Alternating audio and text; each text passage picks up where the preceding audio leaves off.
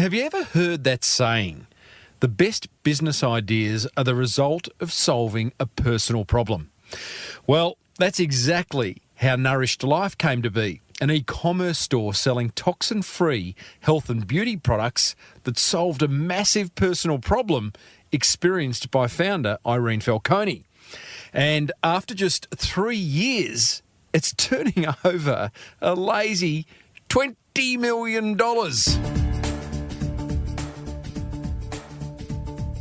Before we get stuck into episode 389 of the Small Business Big Marketing Show, I would love to remind you that the marketing gold is made possible thanks to American Express and Design Crowd. Design Crowd is the world's #1 custom design marketplace where with access to 550,000 designers, you'll get the perfect design every time. Get $100 off at designcrowd.com/Timbo.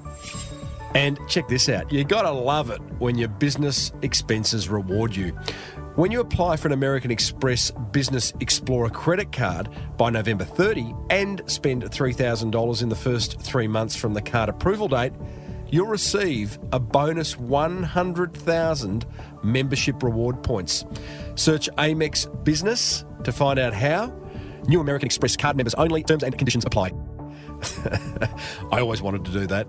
Well, I said, welcome to a small business marketing show where successful small business owners share their souls to take your marketing straight to the lead. Now, here's your host, Mr. Timbo Reid. And welcome back to the Small Business Big Marketing Show. I'm your host, Timbo Reid. But you, so much more importantly, infinitely more importantly, are a motivated business owner.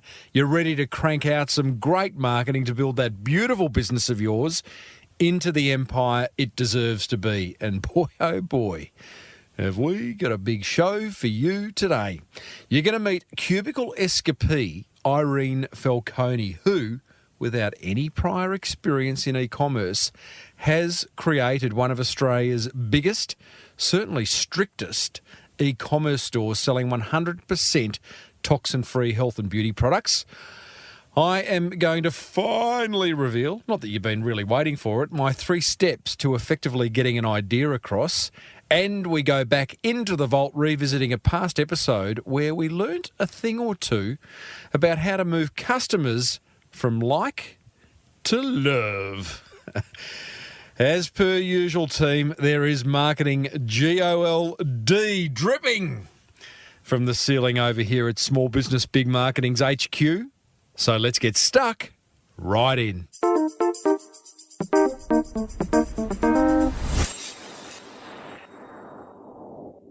Hey, I've got some treats ahead for you in the coming weeks. Next week, you're going to meet Stu McGregor, who is the creator of 4 Pillars, which is Australia's most premium gin brand. Plus, we catch up with Dan Presser, who's built a couple of really good, in fact, I'd go as far as saying great, Aussie brands thanks to a fairly cringeworthy radio strategy. And he'll be the first to admit it. We're going to pick it apart and figure out why it works.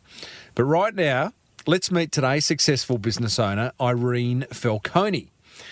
What I love about Irene's story is she had a really, really good job in corporate, which she left in order to start a business that solved a particular personal problem she was experiencing.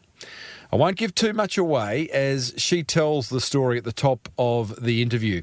Suffice to say that it led to starting Nourished Life, which is an e-commerce business selling toxin-free health and beauty products that within just 3 years is turning over a lazy $20 million per annum. I love these stories. Hope you do. You're in for a real treat as Irene explains exactly how she's done it. Plus, there's a little surprise at the end.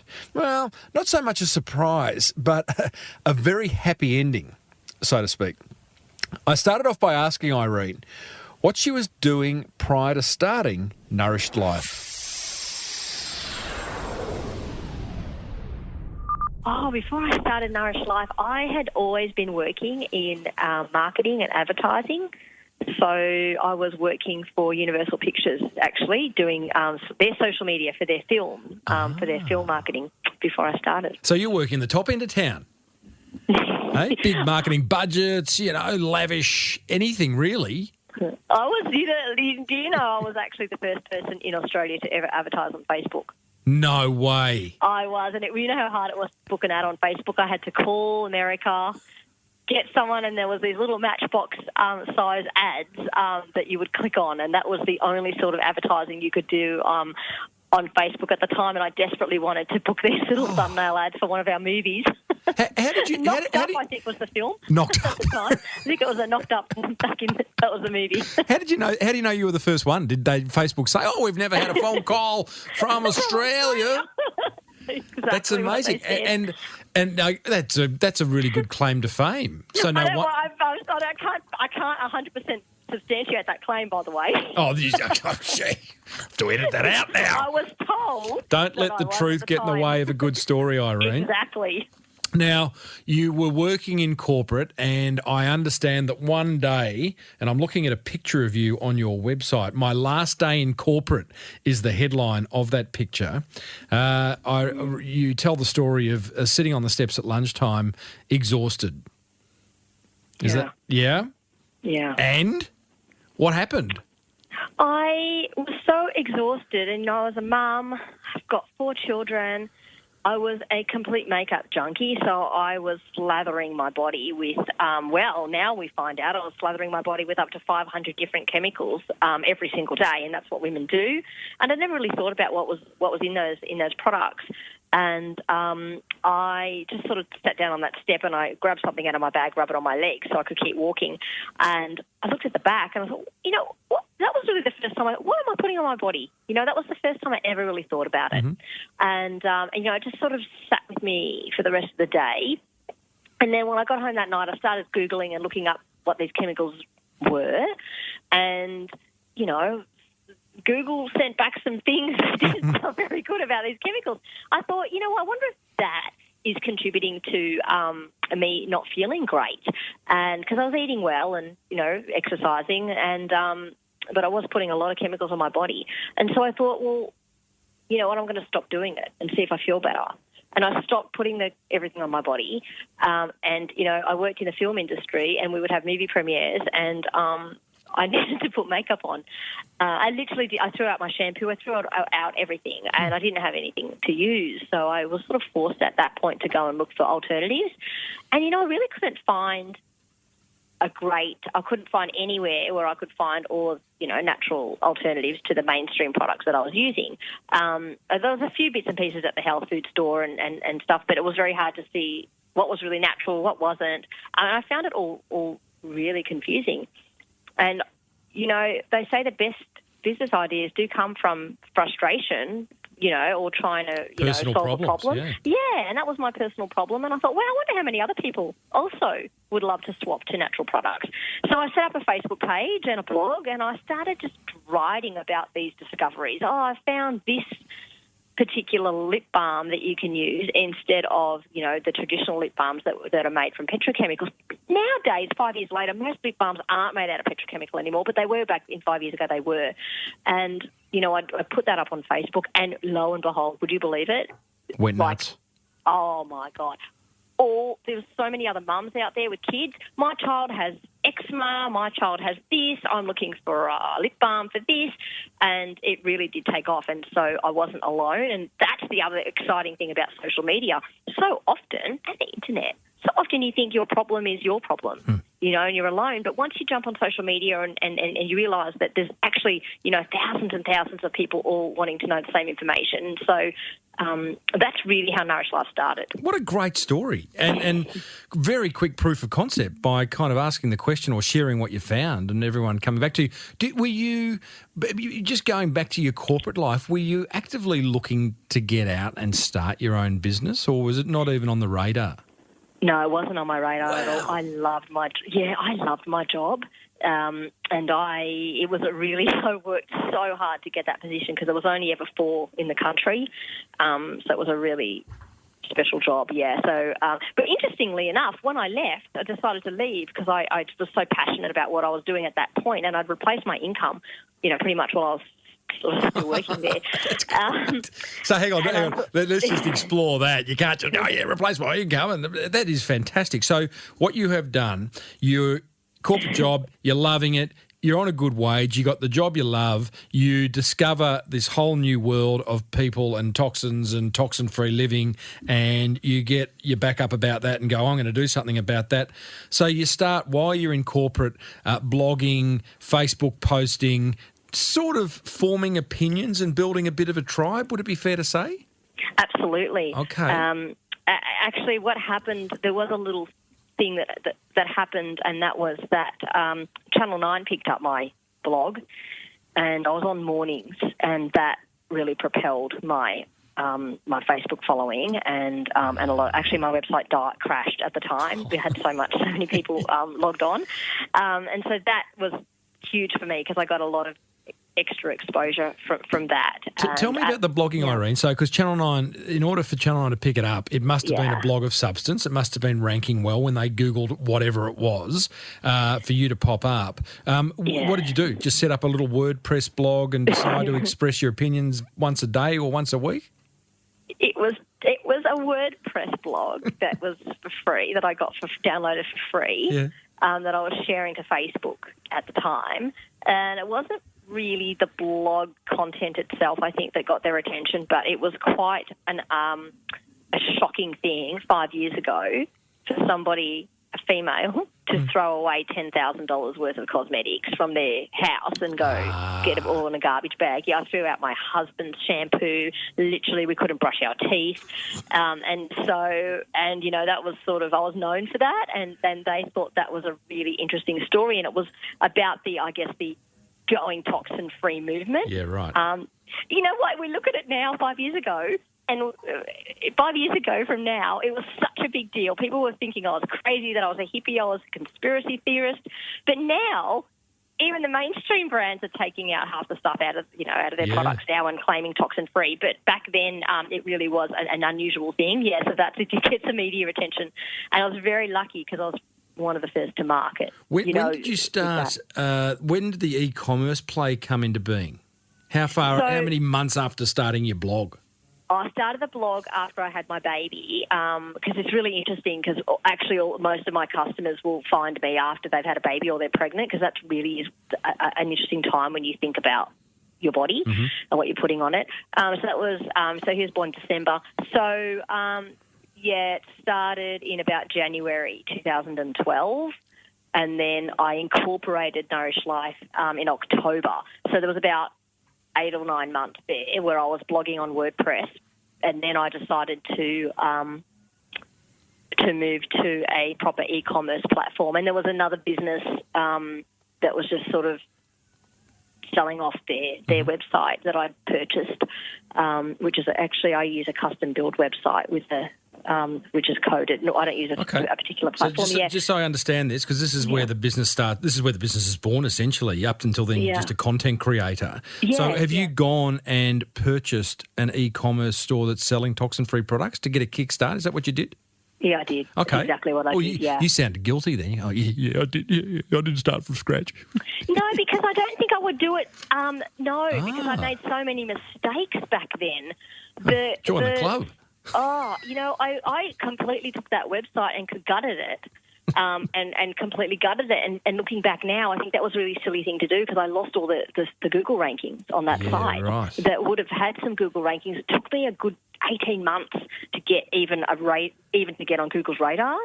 And I did to do a lot of blogging to get back up there. And it's interesting because I deleted all the blogs and content that was on the original site. And if I could go back in time, I would have kept them all. What is that?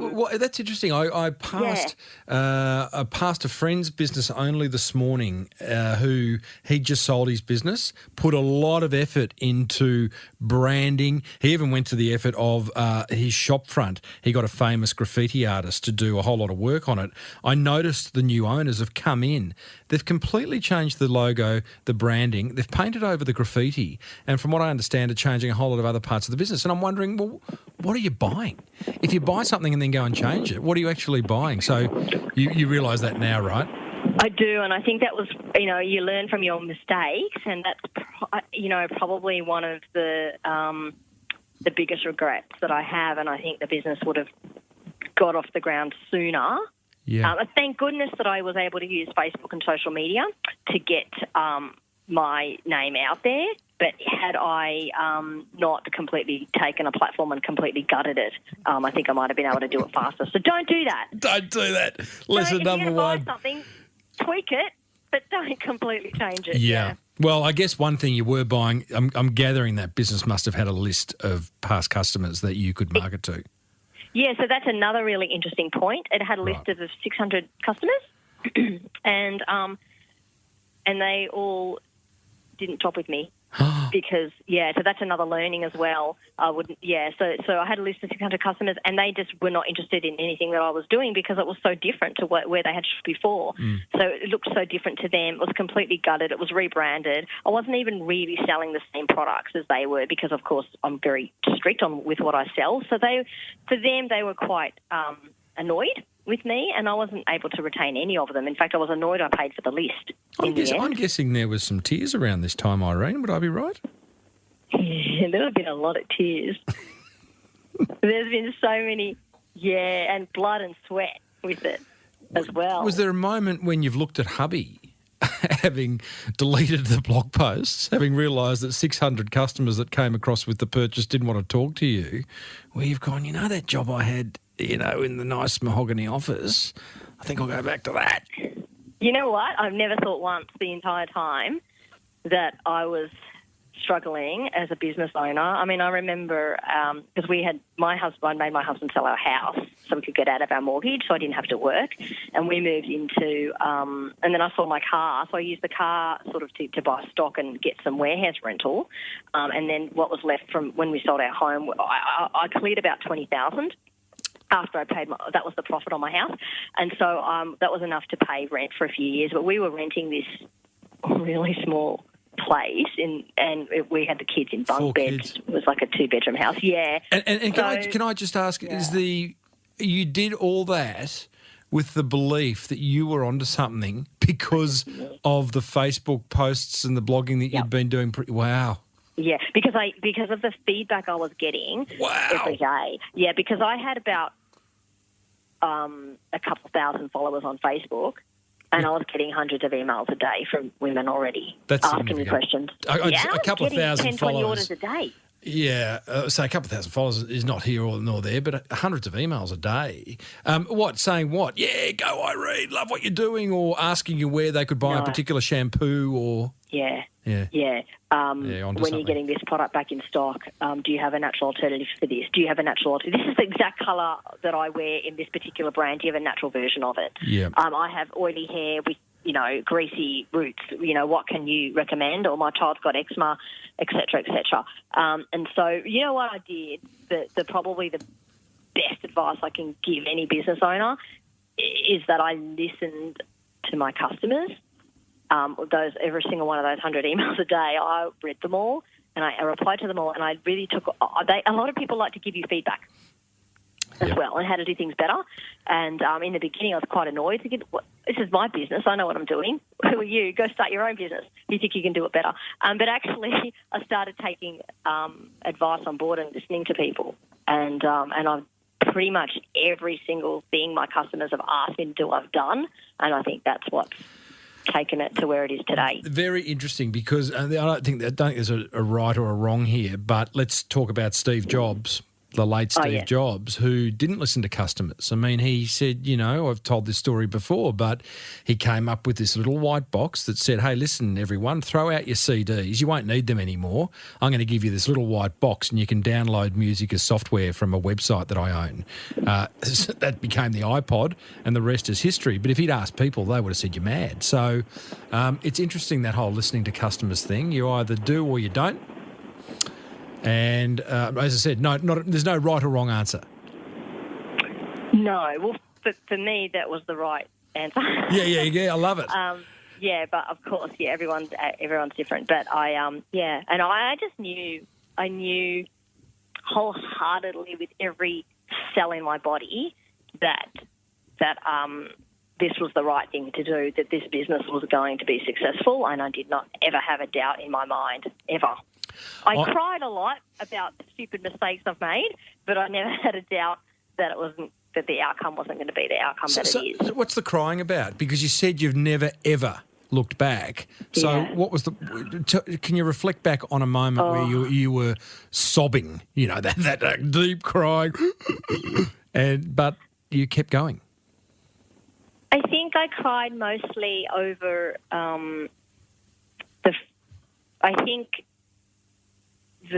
I was a marketing person, and I wasn't very good with the accounting side of things or the legal side of things, and I was very frustrated that I didn't understand. I couldn't get MYOB to work at one point. I cried the most over like the mild and zero sort of stuff, BAS.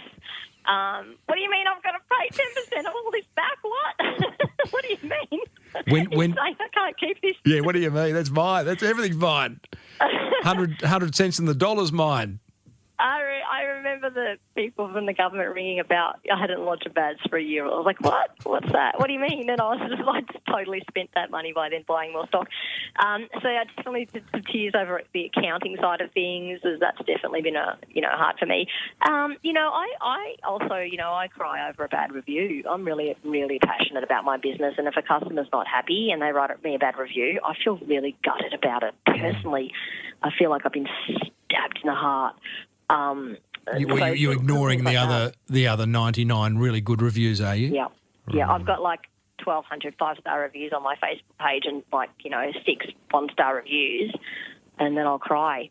Wow. Yeah, because I care a lot. It's not about the money and stuff, it's about I care about the business and I care about my customers, and I always want to do the right thing. But, it's hard to do the juggle. It's very hard to keep every single person happy. We have thousands of customers now that we've got to get orders out to their door, and if that doesn't get to their door quick enough, they'll complain, and I don't know, it's hard to always guarantee I think care has a reason for your success. Listeners, I am talking to Irene Falcone. She is the founder of the toxin-free e-commerce store Nourished Life. Irene, you just tell me about your hubby, because I'm a hubby to a lovely lady, and if she said, we're going to sell the house, we're going to clear the mortgage, we're going to sell the cars, I've got a business idea, I don't know whether I'd be as forgiving as your beautiful husband was. Is he just a good guy, is he?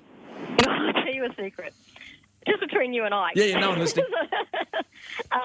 It's my second marriage. I don't think my first husband would allow me to.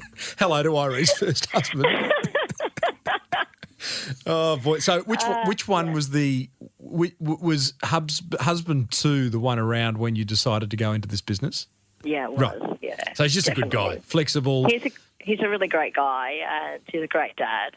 Yeah, and so my current husband definitely understands me, and that I like to do crazy things, and that he just trusted me so much. My first husband was a lot more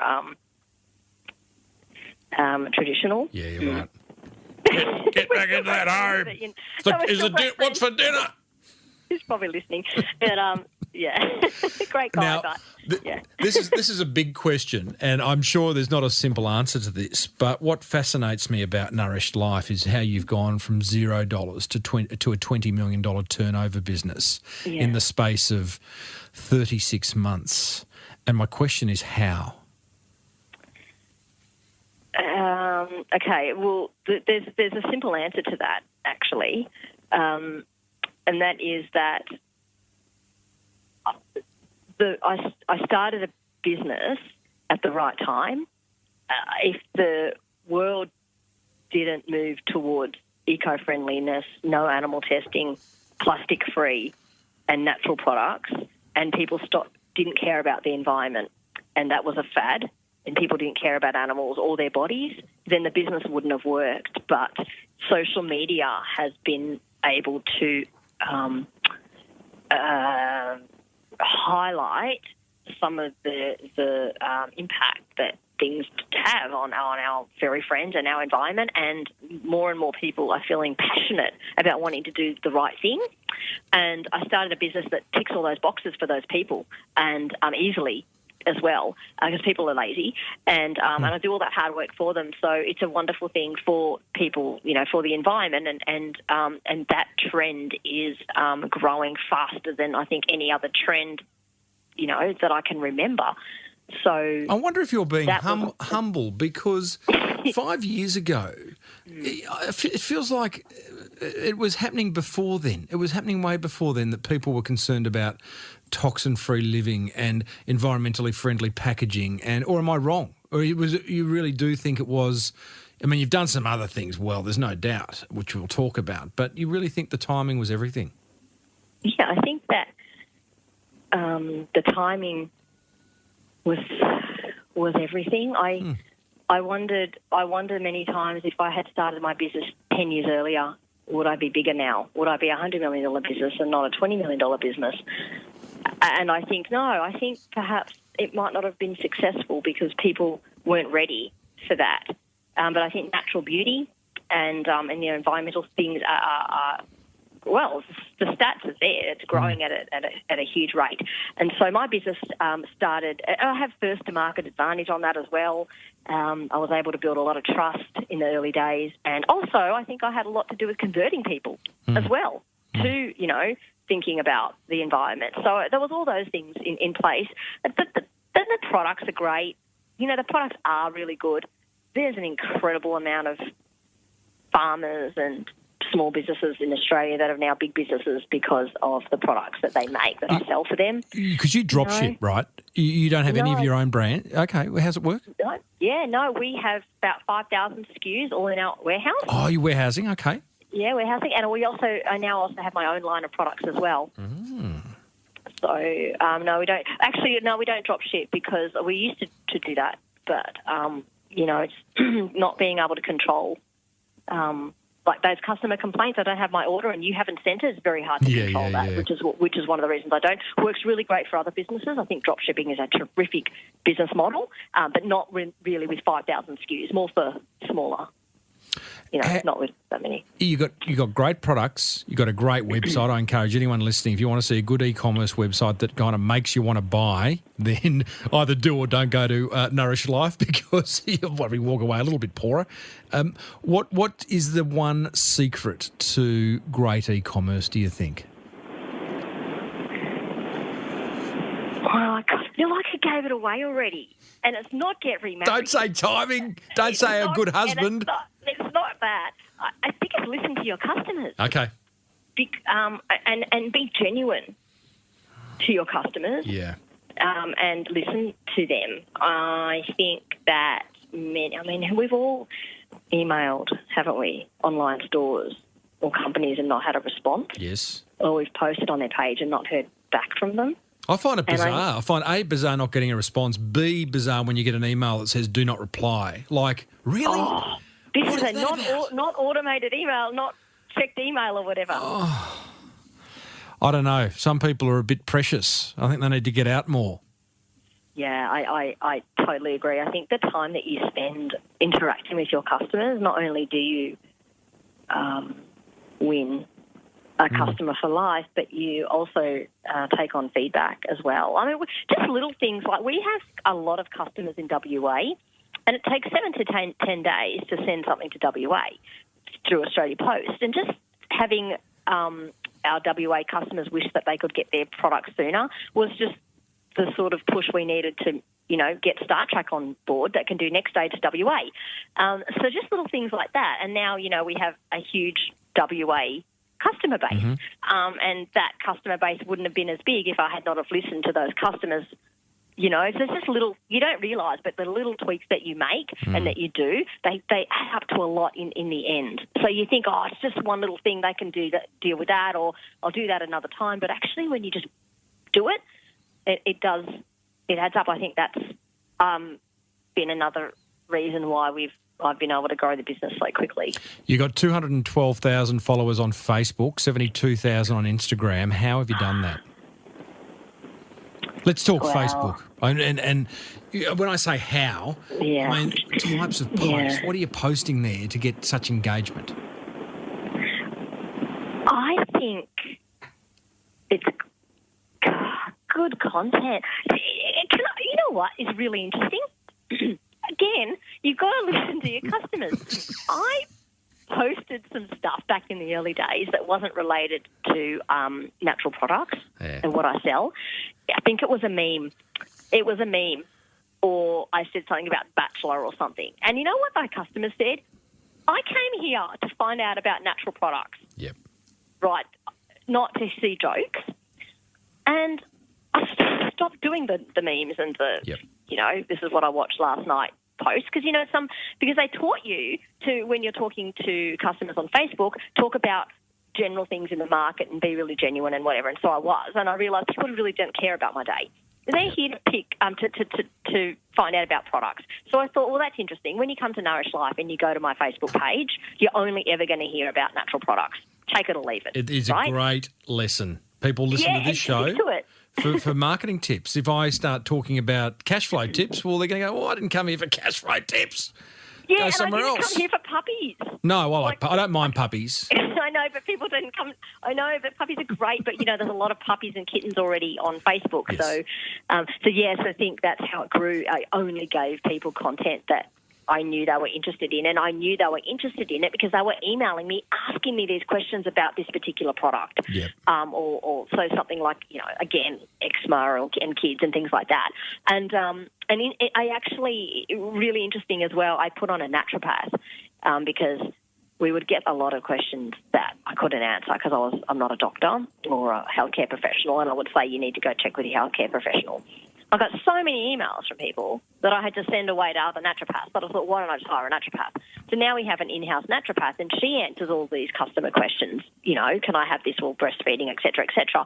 And so we can get a lot of content from her on Facebook, for Facebook as well, and help people with things like, general rashes and lumps and bumps and things like that. That's so a again, great giving idea. free advice, So people can email or hit you up on Facebook and get the naturopath, the Nourished Life naturopath to put a 2 bob's worth in. I love that. Absolutely. And it doesn't matter if you email, you PM, your Facebook, it doesn't, Insta, I don't care how you contact us, you're going to get the same response. Full-time full-time naturopath? Yes, full-time naturopath, yes. That wouldn't have been cheap.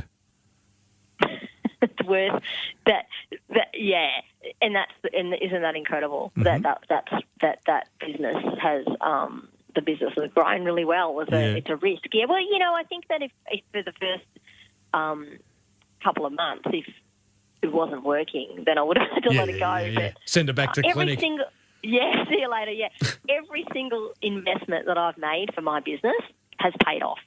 Everything. You're like King Midas. No. So now let's talk, because this is a very timely interview. You're literally in the midst of this. Well, the sale's done. Nourished Life has been sold to a top ASX listed company in Australia. You are in the process of handing over but staying on. Was that part of the plan? Did someone knock on your door with one of those really big checks that you see on TV and said, Irene, we would like Nourished Life. How much? What happened? Yeah, no, I had absolutely no intention at all of selling the business. And then I was approached by the company, BWX, they are, and they're a listed business, and an incredible Australian business, actually. And I thought, I'm not going to sell to these people, but I'm just going to hear what they've got to say anyway.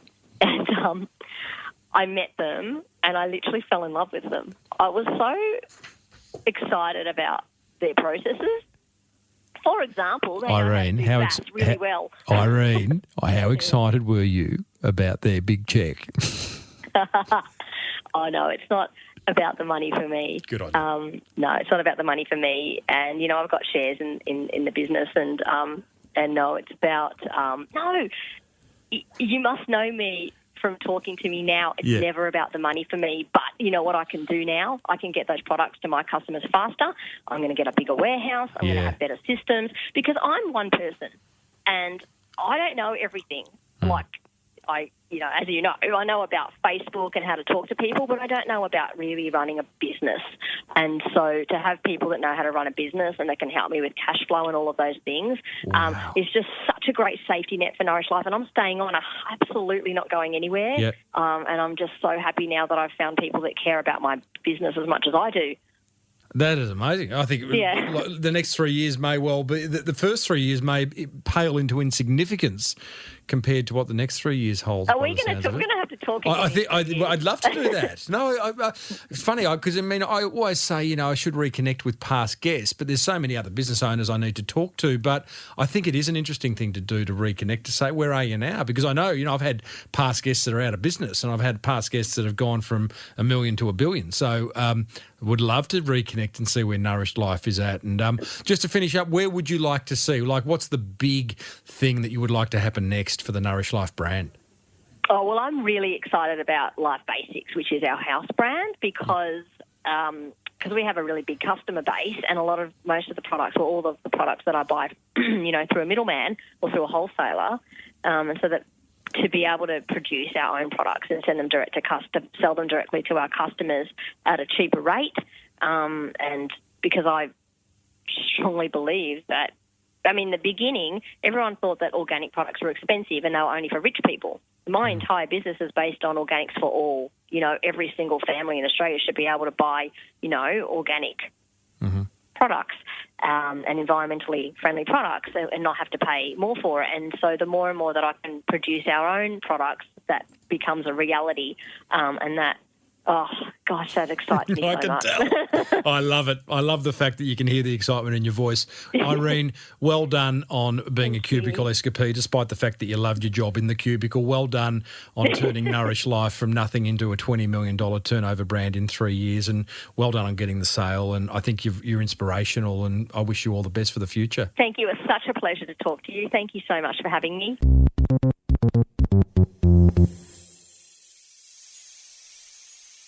Well, there you go, team. Nourished Life's Irene Falcone. And I meant that, what I said at the end there. I think what she's done in such a short amount of time is absolutely amazing.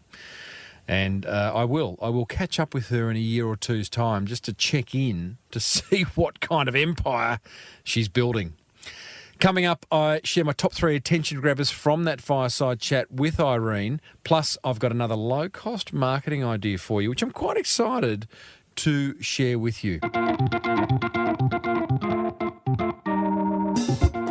A big thanks to the American Express Business Explorer credit card for making this show possible. Now, whilst it can't get rid of your business expenses, sorry guys, they're a fact of life, it can help by having your business expenses reward you. You see, new American Express card members who apply and spend $3,000 in the first 3 months from the card approval date receive a bonus 100,000 membership rewards points. Plus, your new American Express Business Explorer credit card comes with up to 55 days interest-free and a competitive interest rate of 16.99% per annum.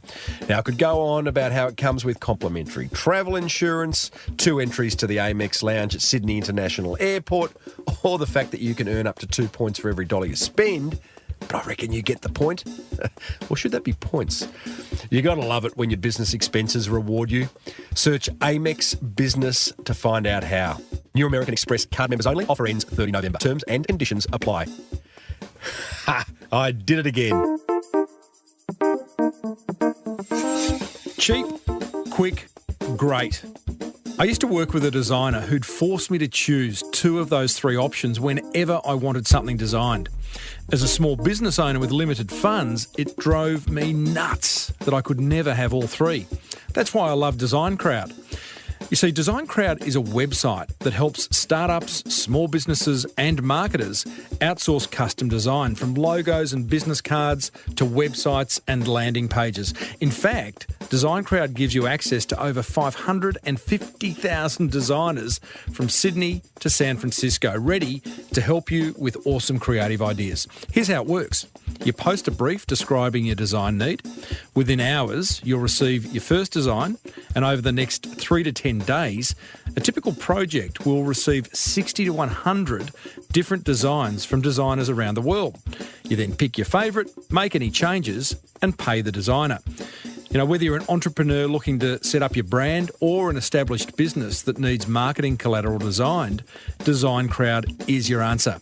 For a special $100 VIP listener offer, go to designcrowd.com/Timbo or enter the discount code Timbo when posting a project.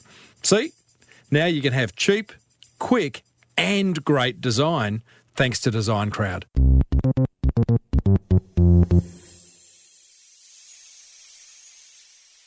My top 3 attention grabbers from a chat with Nourished Life's Irene Falcone, thanks to American Express and Design Crowd. Attention grabber number 1.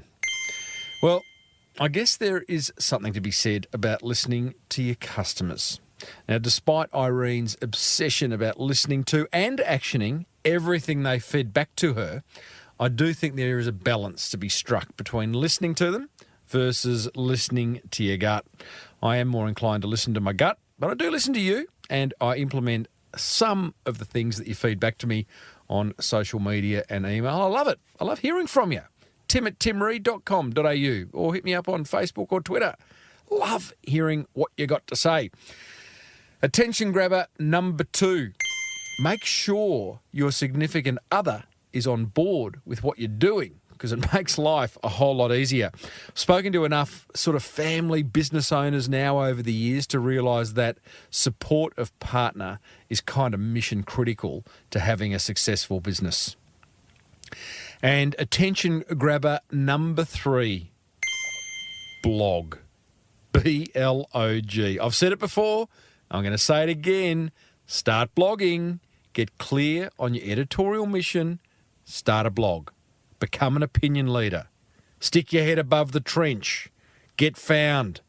Don't know how to start? Then buy my book, The Boomerang Effect, over on my website. It explains exactly how to do it.